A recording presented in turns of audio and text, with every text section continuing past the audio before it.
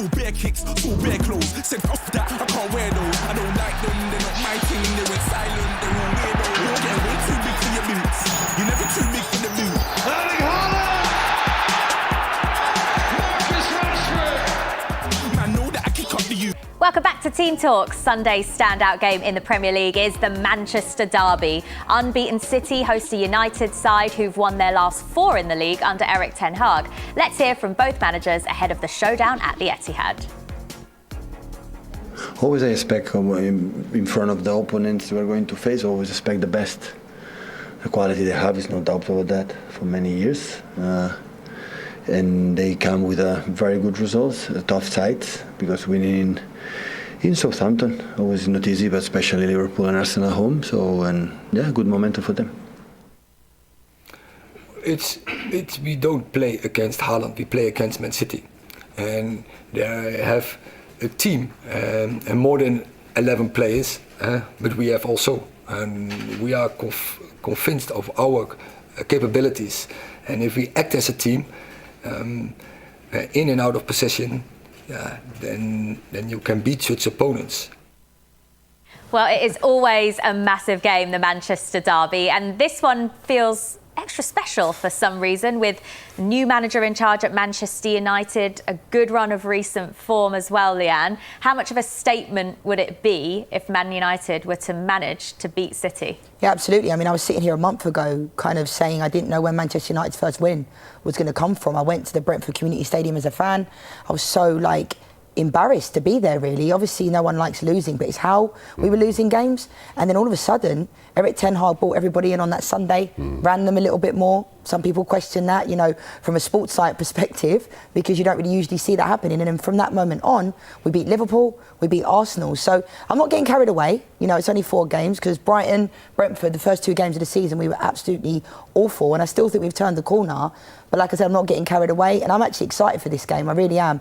Apart from Haaland playing, who concerns me, as I said. I'm going to have sleepless nights about this till Sunday. But I do have a good feeling about it, because we are on a good run. I think the international break hasn't helped us. I think it's helped some teams when you need a bit of a break, but I think we're on a really good run, and hopefully we can push on from that. Leanne's got a good feeling about it, but after the way you talked up Haaland, can you see anything other than a City win? No, I can't. What I can see... Get out. I can see a closer game, because I do agree with Leanne. This is a different United side. 4 of the last 5 games they've won. Actually, to be fair to them, 5 of the last 6 they've won, if you put in the European game as well. But also when I look at the United side, he's taken the big calls. He's taken our friend Ronaldo out of the starting lineup. He's taken Maguire at the starting lineup. You guys mates with him? We know. I was defending Ronaldo with my life with Darren and Righty the other week on the show here. And you did defend him quite a lot. But you can see they've improved for him not being in the side. Yes, I agree with that to a certain degree, but I think Harry Maguire not being in the lineup and Martinez and Varane have been a major catalyst, because you can see it's almost like they look like Bonucci and Chiellini. They're going for a tackle, they're hitting each other. Do you know what I mean? That kind of fight you see. It doesn't always have to take a goal to be a turning point in a game, and they seem like they have a Malacia coming in. I think they've been great additions to the team. And I tell you what's quite interesting, for all the people who are watching who might think, well, we've been talking about Haaland, he's going to steamroll the Martinez at centre-half. When Martinez played at Ajax, their record against Dortmund, Haaland's Dortmund, was very good. And I think there were 3 matches where Haaland didn't score. So that would give some United fans some cause for optimism. I like that stat, Darren. I thought I'd maybe make it up to you a little bit. But I just think in general terms, this is a very, very different Manchester United. Before the international break, before this run of form, I would have said no way top 4.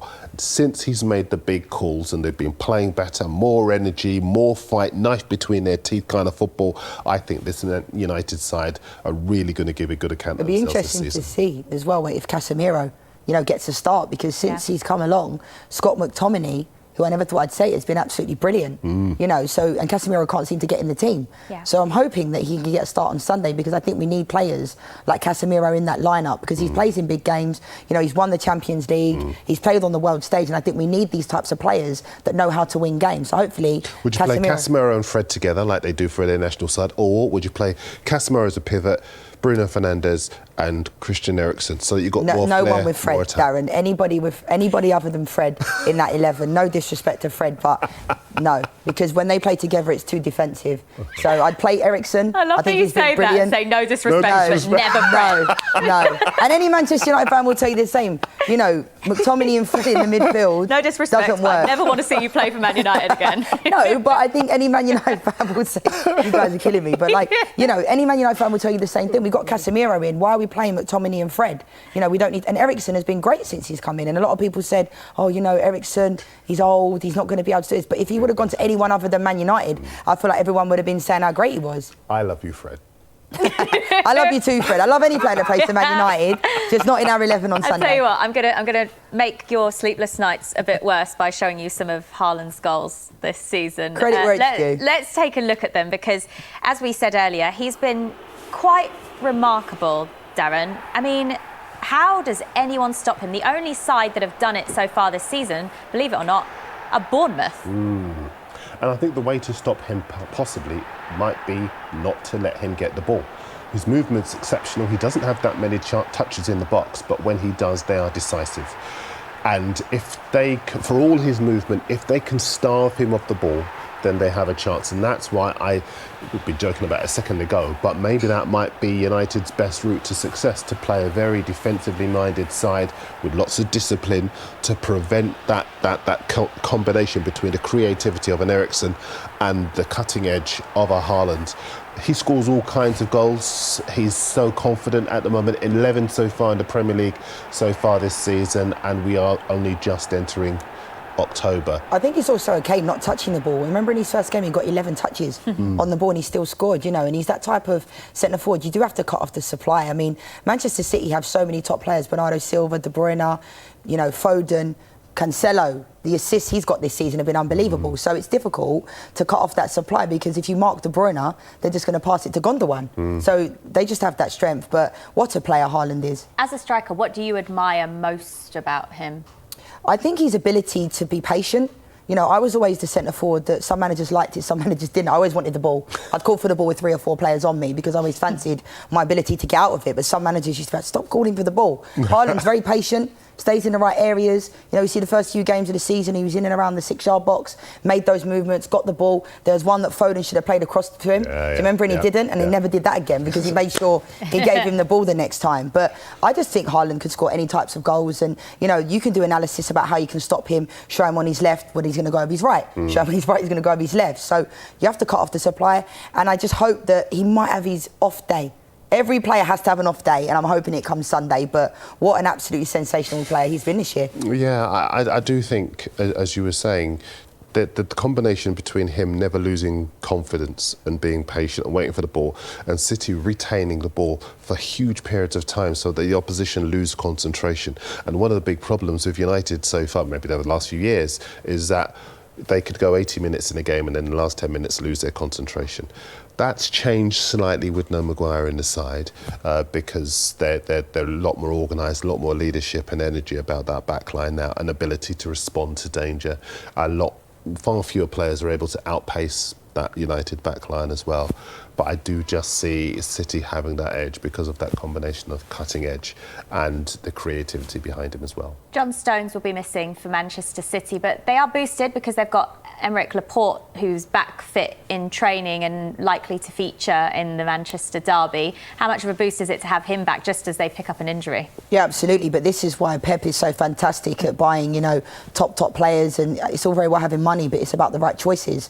And I think he does that. You know, if Nathan Ake plays, whoever plays, like Kyle Walker can even play centre-back. You know, he's so versatile. So the fact that Laporte's back, John Stones went off the other day with a hamstring injury, and he played well for England. And he's played minimal minutes this year as well. So, like I said, my head and my heart are telling me two different things. I do think City will probably get the win, but because I think they have too much quality. But I do think the fact Laporte's back is a massive addition for them. If they do get the win, how important is it from a Manchester United perspective that you see a performance even if the result isn't there? I think that's what we've enjoyed this year so far. I mean, not the first 2 games, but in the last 4 games, I'm finally seeing a philosophy for Manchester United, like a game plan and a pattern of play. Because I used to say to my fellow Manchester United friends and fans, like, what do we do? What system are we playing? And I think, am I being hypercritical because it's my team? You know, sometimes you have more emotion when it comes to your team, but I used to watch all the games back and think, I couldn't tell you what system we're playing. It's almost like someone gets the ball, they don't know where they're going with the ball. You know, you don't know if the fullbacks are bombing on, whether it's Luke Shaw, Wan-Bissaka's obviously, both of those two have been taken out of the lineup,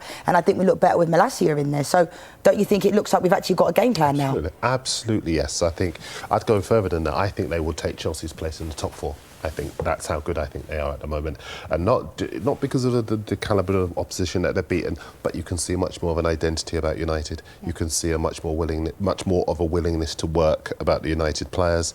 I think there was a game earlier in the season. I can't remember. Was it Wolves where they were shocking? There was an early game and they were shocking, and lots of people turned around and said they couldn't see where United go from there, but it was Brentford. The one that I was at that was 4-0 after like 30 minutes. and it was disastrous. But he responded in the right way. They've responded to him in the right way. He's made the big calls. And I think this is a better United side. I think regardless of the scoreline on Sunday, we will see a good United performance because they're in a better place.